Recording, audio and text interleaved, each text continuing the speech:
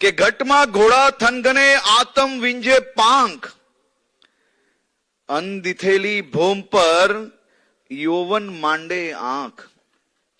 તમારા હૃદયમાં કઈક કરી છૂટવાનો જે થનગાટ છે ને, એનો મતલબ છે ઘટમાં ઘોડા થનગને.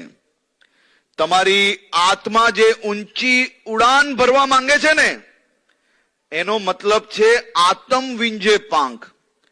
અને દુનિયાએ હજી જે સિદ્ધિઓ જોઈ નથી, ત્યાં તમે પહોંચવા માંગો છો ને, એને કહેવાય અનદિથેલી ભોમ. તમારામાં રહેલા આ અદમ્ય સાહસ અને તરવરાટ એ ભારતની સાચી મૂડી છે.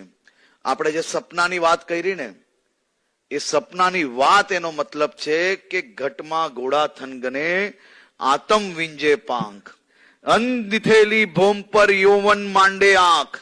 આ મંત્રને આપણે યાદ રાખવાનો છે.